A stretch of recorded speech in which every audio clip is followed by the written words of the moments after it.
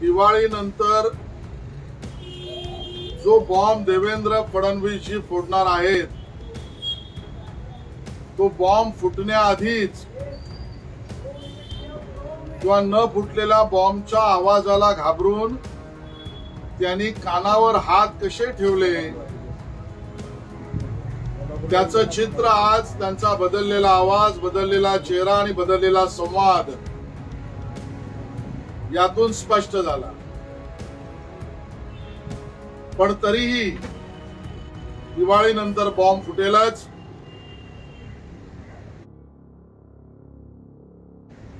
सत्याला कशाचीही डर असण्याचं कारण नाही. सुरुवातीला आम्ही पुन्हा एकदा स्पष्ट करतो,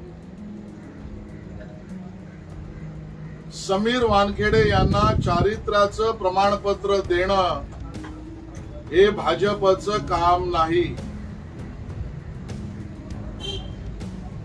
एनसीबीने ड्रग्सच्या विरोधात बिनतोड कारवाई केलीच पाहिजे. यात कोणाचाही मुलाहिजा ठेवण्याची आवश्यकता नाही. हीच भाजपची मागणी आहे. आणि त्यामुळे मुद्दामून विषय कुठेतरी भरकवण्याचा प्रयत्न आमच्या विरोधकांनी कितीही केला तरी 2 ग्राम असो किंवा 0.200 ग्राम असो, जिथे चरस, गांजा, ड्रग आणि त्यांच्या भाषेतला हर्बल तंबाखू जर तो कायद्यात गुन्हा असेल तर त्याचं मोजमाप किती आहे याच्यावर कारवाई ठरत असेल तर ती आम्हाला मान्य नाही. 0.200 मिलीग्राम जरी कुठे ड्रग्स किंवा संबंधित गोष्ट मिळाली तर अनकॉम्प्रोमाइज कोणाचाही मुलाहिजा न ठेवता एनसीबीने कारवाई केलीच पाहिजे. ही आमची जरूर मागणी आहे. सवाल हा पैदा होतोय की गेल्या 10-15 दिवसापासून म्हणजे आर्यन खान यांना अटक झाल्यानंतर ज्या माहिती समोर येत आहेत त्यातल्या बहुतांश माहिती जे माननीय मंत्री महोदय नवाब मलिकजी देत आहेत यातल्या बहुतांश गोष्टी आणि माहिती या आर्यन खान यांना झालेल्या अटकेनंतरच्या गोष्टीच्या नाहीत, त्या सर्वसाधारण दिलेल्या माहिती आहेत.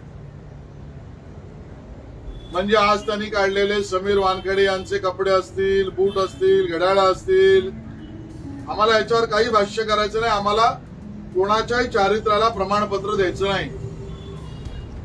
त्यांनी निर्माण केलेली प्रायव्हेट आर्मी असेल, बोगस पंच असतील, ते हप्ता वसुली कसे करतात याबद्दलची माहिती असेल, लँड क्रुझरची माहिती असेल.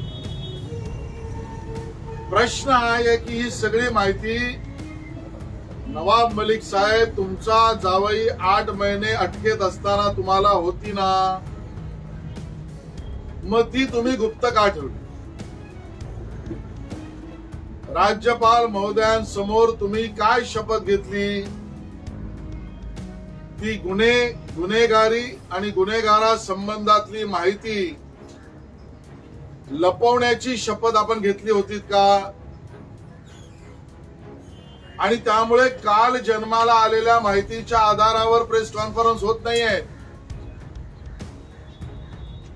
हे जे काही फुसकेबार किंवा आरोप लावले जात आहेत ते कल्पोकल्पित तरी असू शकतील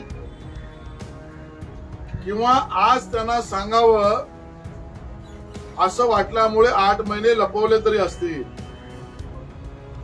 मग हे 8 महिने लपवण्यामागचं कारण काय? याचं उत्तर माननीय मंत्री नवाब मलिक यांनी दिलं पाहिजे. त्यांनी घेतलेल्या शपथेचा भंग केला आहे का हे राज्यपाल महोदयांनी तपासलं पाहिजे.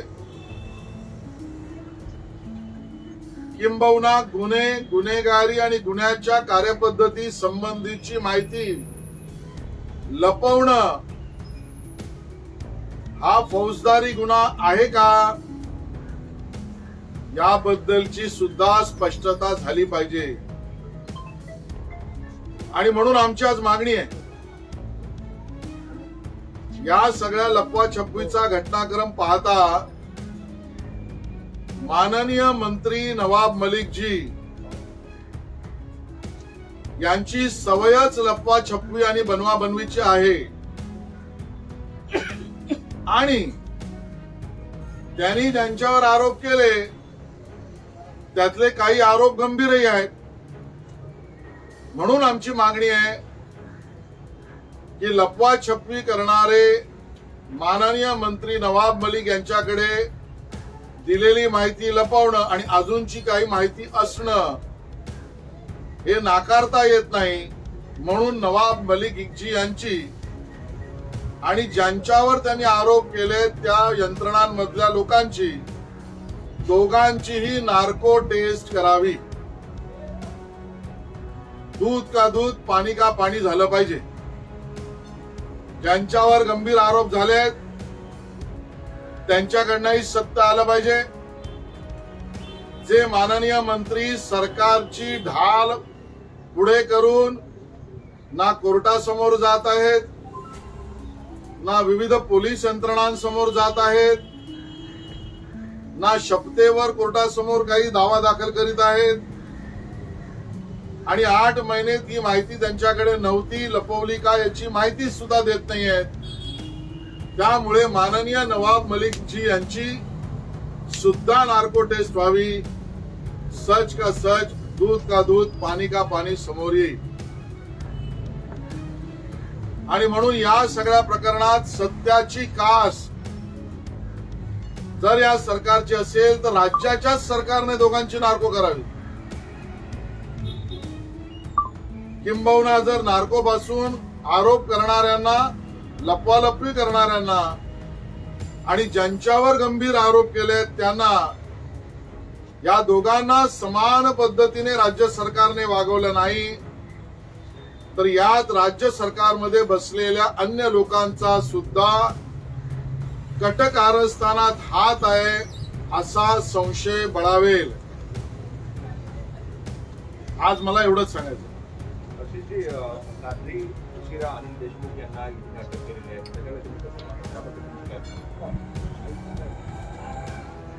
खरंच मी तुम्हाला सांगतो अतिशय वेदनादायी आहे. वेदनादायी यासाठी आहे, राष्ट्रवादी काँग्रेस, शिवसेना किंवा काँग्रेस आम्ही कोणाला दुश्मन मानत नाही. इतकी वर्ष जे सभागृहात आमच्या समोर बाजूला बसले तेही जाऊ द्या. जे या पुरोगामी महाराष्ट्रात सरकारमध्ये गृहमंत्री म्हणून काम करत होते त्यांना माननीय मुंबई उच्च न्यायालयाने सांगितल्यानंतर सीबीआयने घेतलेल्या केसमध्ये आणि प्रत्यक्षात ईडी समोर आलेल्या माहितीवर अटक करावी लागली. इतके पुरावे असणं, इतक्या गंभीर त्यांच्यावर आरोप असणं राज्याच्या प्रतिमेला तडा देणारा वेदनादायी असा प्रसंग आहे. पण भ्रष्टाचाराच्या विरोधातल्या लढाईत जो गुन्हेगार असेल त्याच्यावर थेट कडक कायदेशीर कारवाईला पर्याय नाही. जो काही प्रकार महाराष्ट्राने पाहिला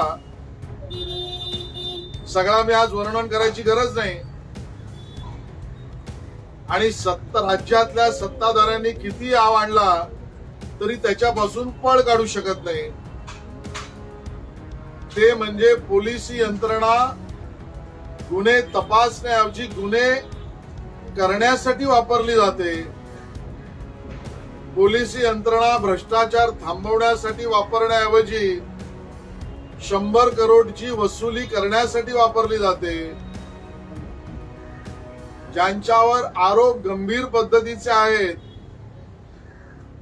त्या वाजेंवर कारवाई करण्याऐवजी त्यांना संरक्षण देण्यासाठी वापरली जाते. आणि मग हप्ता बांधावा असे करोडोचे व्यवहार झाल्यानंतर पैसे कुठल्या पद्धतीने वळवून आपल्या ट्रस्ट मध्ये आणले जातात, सामान्य माणसाच्या कल्पनेच्या पलीकडचा हा उपद्व्याप आणि बुद्धी भ्रष्टाचारी आहे. आणि म्हणून याच्यावर कडक कारवाई होत असेल तर अनिल देशमुख यांनी या कारवाईचं स्वागत केलं पाहिजे. राष्ट्रवादीने त्या कारवाईला मदत केली पाहिजे. किंबहुना इतके दिवस या कारवाईपासून पळ काढणं हे अपेक्षित नव्हतं.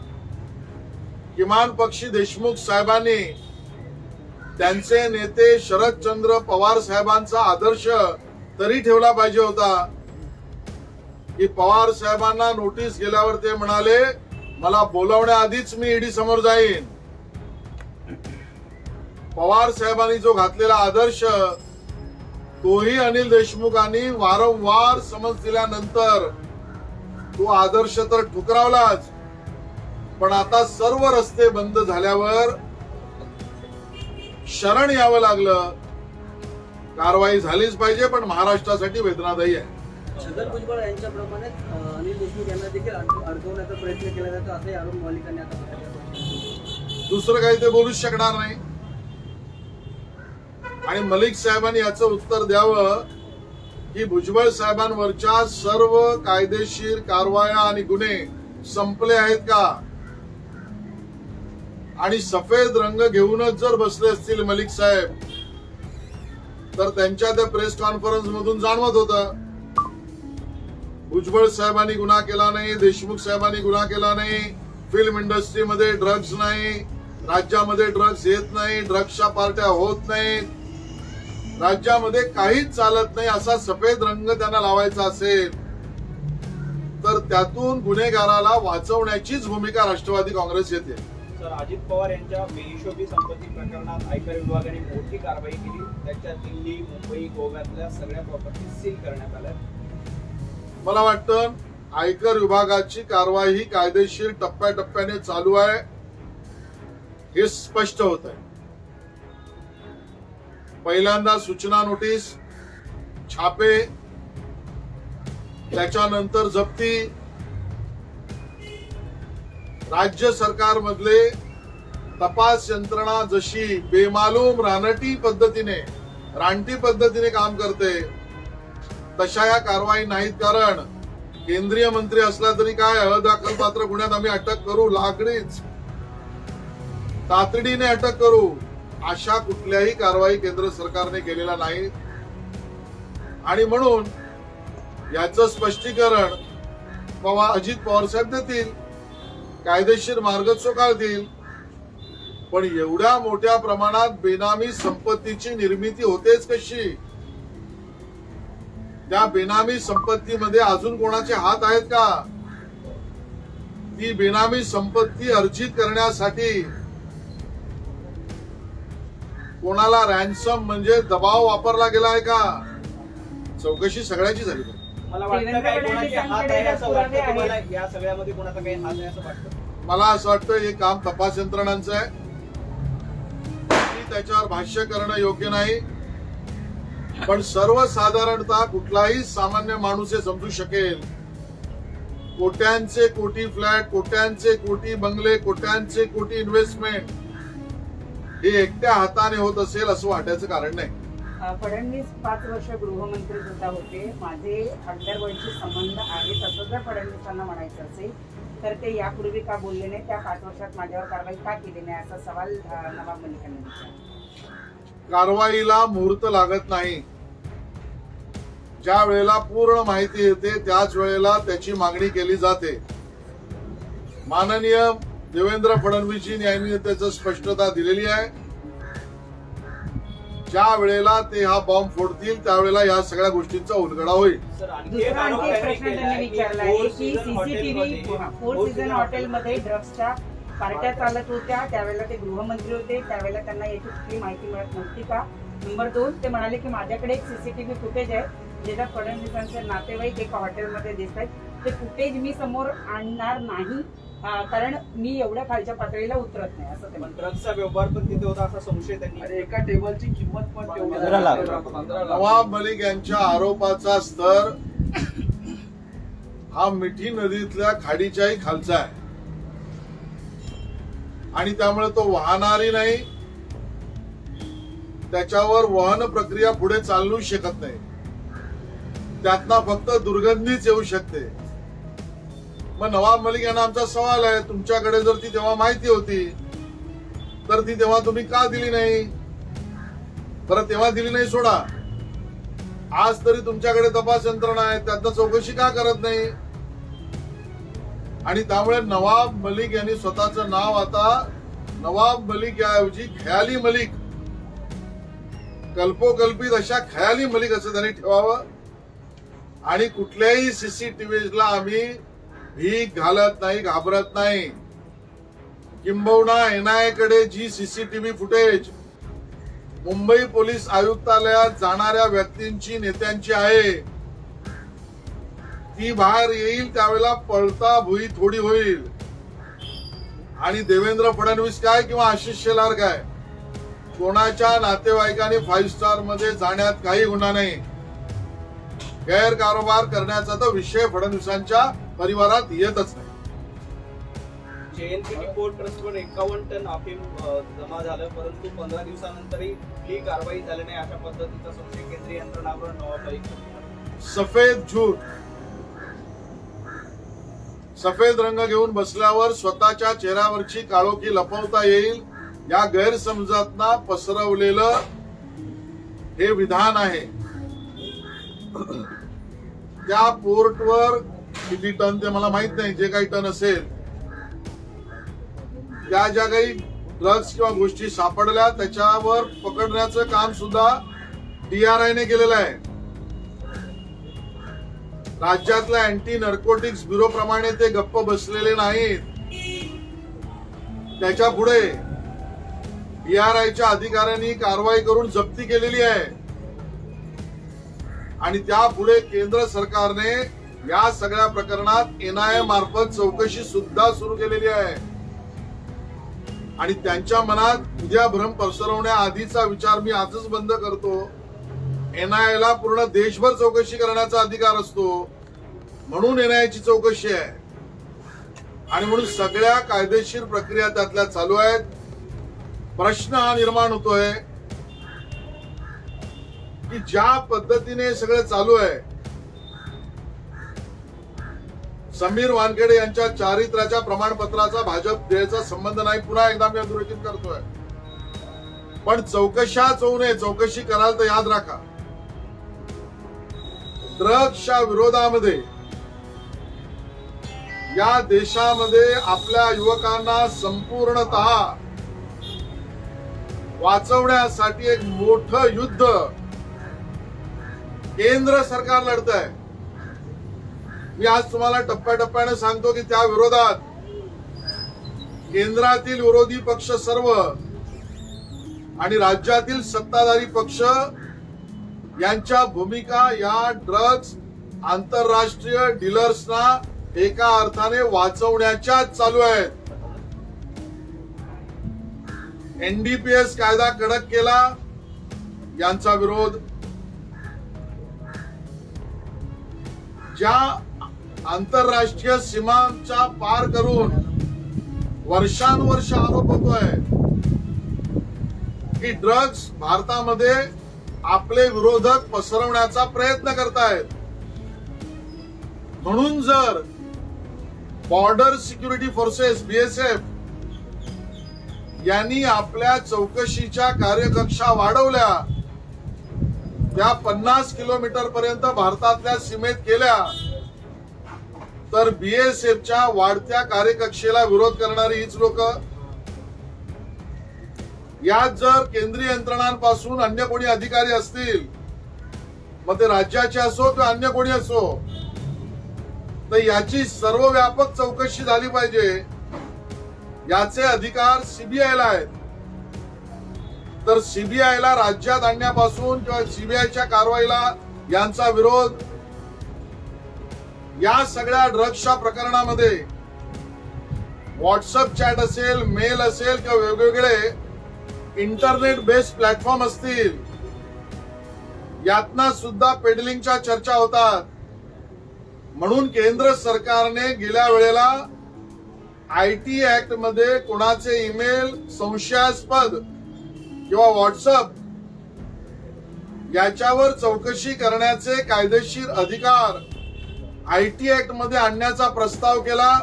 यांचा विरोध, याचा अर्थ IT ऍक्टला विरोध, BSF कायद्याला विरोध, CBI ला विरोध आणि अशा पद्धतीने NCBच्या कारवाईला सुद्धा विरोध. हे आंतरराष्ट्रीय दलाल ज्यांना या कारवाया नको आहेत, त्याची वकिली तर नवाब मलिक साहेब करत नाही ना, असा जनतेच्या मनात भ्रम आहे. आणि म्हणून हा आंतरराष्ट्रीय स्वरूपावरील कटकारस्थानाचा भाग आहे का, याचं उत्तर नवाब मलिकजी यांनी द्यावं. 15-20-20 अंतर्गत संपूर्ण चित्रपट सृष्टीतील लोकांना या ड्रग्ज प्रकरणामध्ये गोवलं गेलं. मग अगदी ती सारा अली खान असेल, दीपिका पाडुकोण असेल, श्रद्धा कपूर असेल आणि यांच्याकडनं पैशांची वसुली केली गेली असं सुद्धा नवाब मलिक म्हणतात. 15 महिने झाले ही केस बंद का होत नाही असा सवालही त्यांनी उपस्थित केला. परत एकदा NCB किंवा समीर वानखेडेच्या वतीने प्रतिक्रिया देणं हे भाजपचं काम नव्हे. पण जी माहिती माझ्या समोर आहे त्यात भाजपचं नाव घेतल्यामुळे मी फक्त बोलतोय. यापैकी शाहरुख खान यांची असलेली मॅनेजर ते सारा अली खान यांच्यापैकी कोणाची तक्रार असल्याचं समोर येत नाही. त्यांनी कोणी तक्रार दिलेली स्पष्ट होत नाही. मग खयाली मलिक हे कशाच्या आधारावर बोलतायत? आणि त्याच्या पुढे जर अशा पद्धतीची उग्राणी होत असेल तर त्याचीही खुशाल राज्य सरकारच्या अखत्यारीत येत असेल तर त्यांनी चौकशी करावी. या धमक्या देऊन स्वतःच्या जावयाच्या केसमधील कोर्टात साक्षीदार वर दबाव आणण्याचं काम खयाली मलिक यांनी करू नये. परमवीर सिंग पळून जाण्यासाठी कारणीभूत केंद्र सरकार आहे. परमवीर सिंग पळून पळून जाण्यासाठी त्याला कारणीभूत केंद्र सरकार जबाबदार आहे. जिथे तुमची सत्ता आहे त्या ठिकाणी अहो त्याचं घर तर तुमच्या सत्तेत होतं ना. तुम्ही कल्पोकल्पित पळण्याचा मार्ग सांगताय, पण त्याचा राशन कार्ड, आधार कार्ड सगळं महाराष्ट्रात आहे ना. तो महाराष्ट्रात पळूनच कसा गेला असेल तर याचं उत्तर पहिलं नवाब मलिक यांनी द्यावं. महाराष्ट्रात अशी कुठली एजन्सी आणि त्याचे समर्थक आहेत आणि त्याच्याकडनं अशा कुठल्या कारवाई महाराष्ट्रातल्या प्रमुखांपासून अन्य लोकांनी केल्या आहेत की त्यामुळे परमवीर सिंगांच्या विरोधात महाराष्ट्राचे प्रमुख ते अन्य मंत्री तोंड उघडत नाही आहेत. तो तुमचा जावई असल्यासारखा पत्रकारांवर आणि संपादकांवर तुम्हीच टाकलत ना. मग जिथे त्याचा निवास आहे तिथून तो गेलाच कसा याचं पहिलं उत्तर तुम्ही द्या. संजय राऊत असं म्हणतात की भाजपची बायका, मुलं आणि मुलं आहेत आणि आमची काय जंगलात राहतात का, असा सवाल त्यांनी. सरळ स्पष्ट आहे, भाजप कोणाच्याही बायका मुलांवर आरोप करणार नाही, करत नाही. संजय राऊत यांची पत्नी सुद्धा आमच्या वहिनीच आहेत. त्यांच्याबद्दल तेवढाच सन्मान माझ्या मनात आहे, आमच्या सगळ्यांच्या मनात आहे. विषय संजय राऊतांचा नसून विषय गुन्ह्यामध्ये, चुकीच्या गोष्टींमध्ये ज्यांनी कोणी आपल्या पत्नीच्याही नावाचा वापर केला असेल त्यांनी आत्मपरीक्षण करावं की माझ्या चुकीच्या गोष्टींमध्ये मी माझ्या पत्नीला का आवडलं. आम्हाला कोणाच्याही पत्नी आणि मुली मुलांबद्दल आक्षेप घेण्याचं कारण नाही. अन्यथा जे नवाब मलिक म्हणाले ती सगळी जी नावं सकाळी मी ऐकली त्यांना तपास यंत्रणांनी नोटिसेस दिलेल्या आहेत. माननीय माजी मुख्यमंत्र्यांच्या पत्नीला एका NGOच्या फायनान्स कंपनीच्या हेडसाठी फोटो करून बदनाम करणं हा बदनामी आणि विनयभंगाचा सार्वजनिक कार्यक्रम राष्ट्रवादीने घेतलाय का, हे त्यांनी स्पष्ट करावं. परमवीर सिंह पळून गेले नाहीत, त्यांना भाजपनं पळवून लावलंय अशा पद्धतीचा थेट आरोपही संजय राऊत यांनी केला. म्हणूनच मी स्पष्ट केलं की महाराष्ट्रात त्याचा निवास असताना त्याच्या जप्ती का झाल्या नाहीत. लुकआउट नोटीसला उशीर का झाला, हा सुद्धा एक मोठा कट आहे की तो मुंबईतून महाराष्ट्रातून पळून गेला असेल तर तो जाईपर्यंत यांनी वाट का पाहिली. अशा कुठल्या गोष्टी परमवीर सिंगांकडून या ठाकरे सरकारने करून घेतल्या आहेत की तो जर इथे असता तर ओपन झाल्यावर आमची अडचण झाली असती. या गोष्टी कुठल्या आहेत आणि मुद्दामून आज कदाचित हे जनतेपर्यंत पोहोचणं आवश्यक आहे म्हणून मी मानतोय.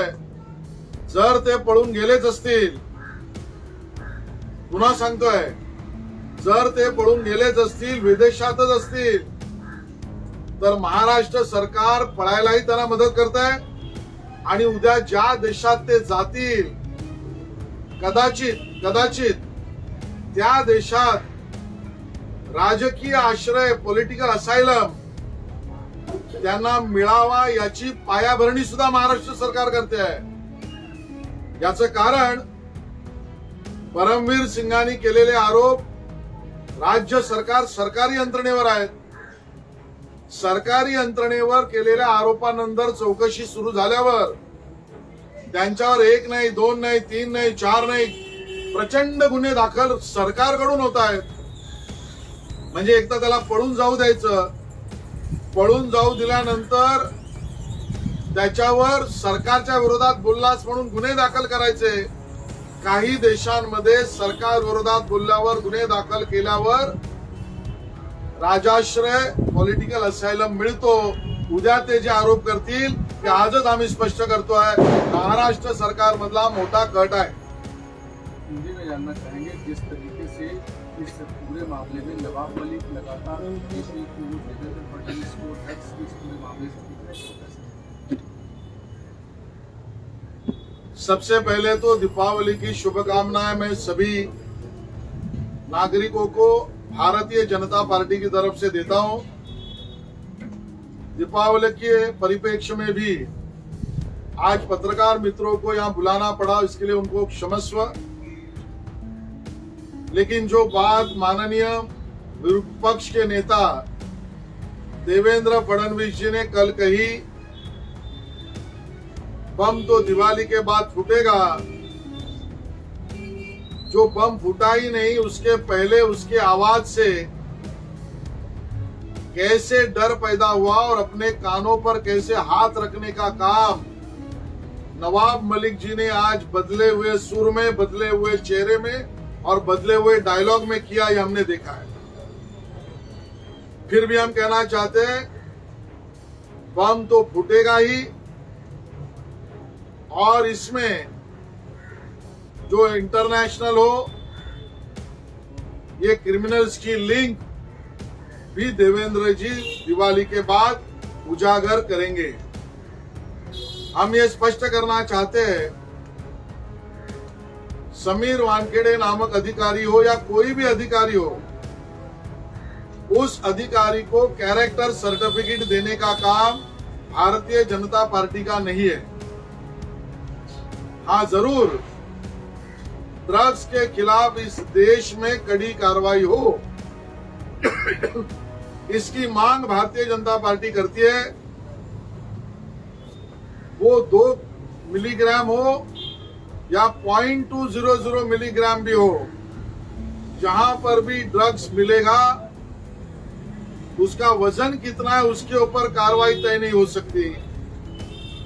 उसका कंजम्पशन और ट्रांसपोर्ट करने वाला व्यक्ति कितना बड़ा है, कितना इन्फ्लुएंशियल है, उस आधार पर कार्रवाई बचाई नहीं जा सकती.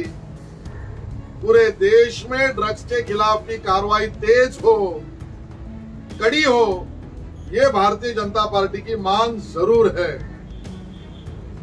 हम इस बात को यहां उजागर करना चाहते हैं कि जो भी जानकारी माननीय मंत्री नवाब मलिक साहब आर्यन खान के अरेस्ट के बाद दे रहे हैं, उसमें बहुतांश जानकारी का आर्यन खान और उसके बाद के केस से कोई संबंध नहीं है.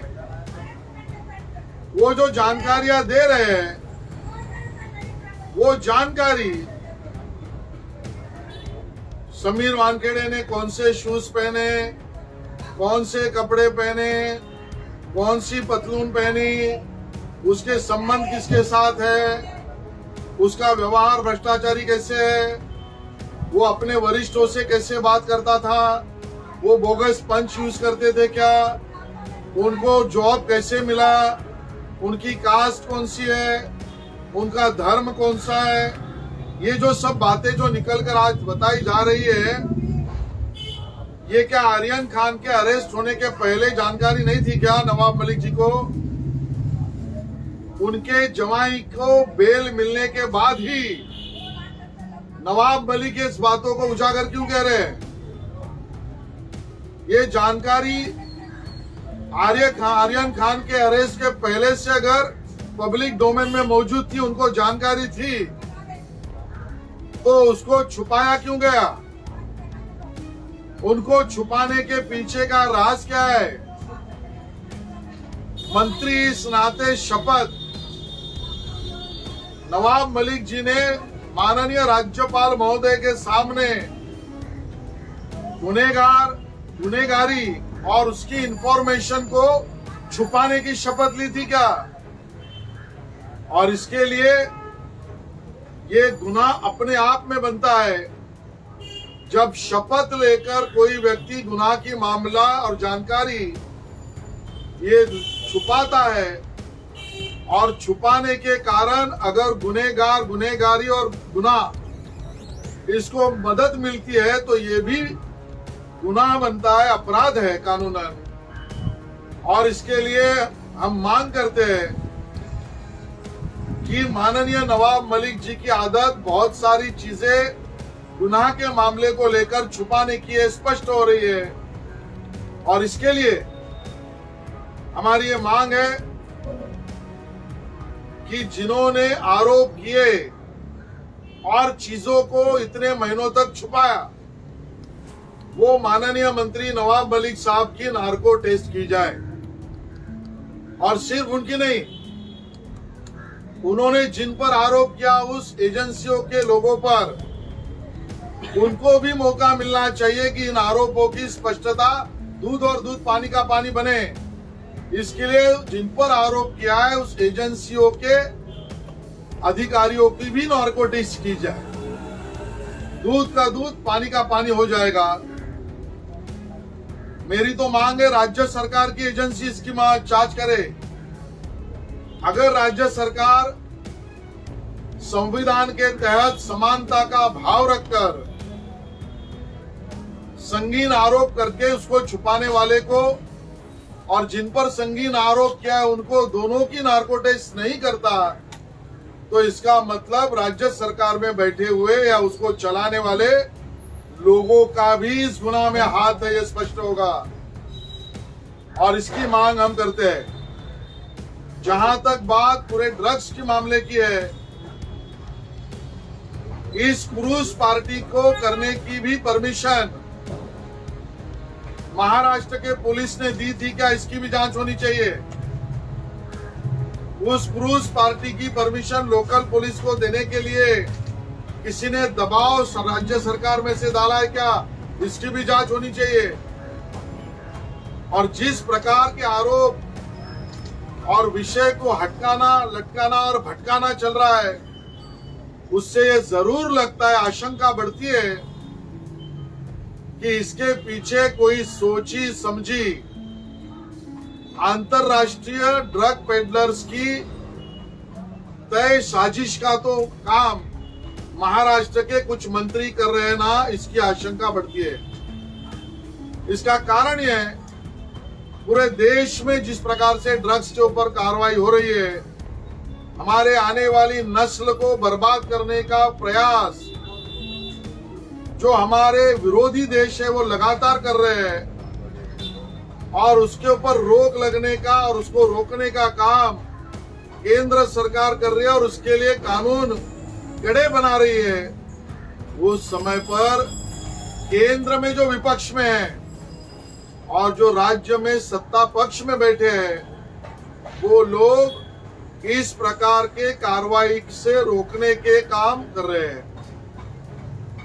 ये हमने देखा है कि लोग इस प्रकार की जानकारी देते हैं और जानकारी है भी कि पड़ोसी विरोधी देशों से इस प्रकार से आवागमन ड्रग्स का भारत में होता है, हो सकता है, तो उसको रोकने के लिए बॉर्डर सिक्योरिटी फोर्स ने मानो अपने इन्वेस्टिगेशन की दायरे को बढ़ाकर भारत के अंदर 50 किलोमीटर तक बीएसएफ अभी इन्वेस्टिगेशन करेगी। ये अगर कानूनन प्रस्ताव रखा तो शिवसेना, कांग्रेस, राष्ट्रवादी और विपक्षों का विरोध क्यों है? क्योंकि इस प्रकार की इंक्वायरी ना हो। आगे बढ़कर केंद्रीय कोई अधिकारी हो या राज्य का अधिकारी हो, कोई भी व्यक्ति हो या अंतरराज्य मामला हो, तो ऐसे ड्रग्स से गुने को इन्वेस्टिगेट करने के लिए सीबीआई काम कर सकती है। तो सीबीआई में अपने स्टेट में कार्रवाई से रोकने का काम शिवसेना, कांग्रेस, राष्ट्रवादी या टीएमसी जैसे विरोधी पक्ष क्यों कर रहे हैं? क्योंकि ड्रग पेडलर्स की इंक्वायरी ना हो। उससे आगे चलकर इस ड्रग पेडलिंग में कहीं ना कहीं इंटरनेट प्लेटफॉर्म को यूज किया जाता है, फिर वो व्हाट्सएप हो, इंटरनेट या कोई भी प्लेटफॉर्म हो या ईमेल हो। केंद्र सरकार ने आशंका भरे ईमेल या इस प्रकार के कम्युनिकेशन को भी हम इन्वेस्टिगेट करने की पावर मांगने का आईटी एक्ट में अगर बदलाव लाया, तो उस प्रकार के बदलाव का विरोध भी शिवसेना, कांग्रेस, राष्ट्रवादी और विपक्ष के केंद्र के लोग क्यों करना चाह रहे? स्पष्ट है, ड्रग पेडलर्स के, अंतरराष्ट्रीय ड्रग डीलर्स की यह मांग है कि एनसीबी कार्रवाई न करे, सीबीआई कार्रवाई न करे, आईटी एक्ट में बदलाव न हो और बीएसएफ कानून में भी बदलाव न हो। और उस वकालत को करने का काम महाराष्ट्र के मंत्री माननीय नवाब मलिक जी तो नहीं कर रहे ना। ये आशंका गहरी हो रही है और उसकी स्पष्टता इनको देने की आवश्यकता है, ये हमारा उसमें कहना है। पोटनिवडणुकीमध्ये काँग्रेस पुढे आहे, देगलूर मतदारसंघात आणि इकडे दादरा नगर शिवसेना पुढे. मला असं वाटतं लोकशाहीमध्ये कुठल्याही निवडणुकीचा अंतिम निर्णय येईपर्यंत भाष्य करणं सोयीचं नाही आणि अंतिम निर्णय आल्यावर त्याच्यावर योग्य भाष्य करणं ही समजूतदारपणा आहे. शक्यतो मी समजूतदारपणाने चालणारा माणूस आहे. थँक्यू.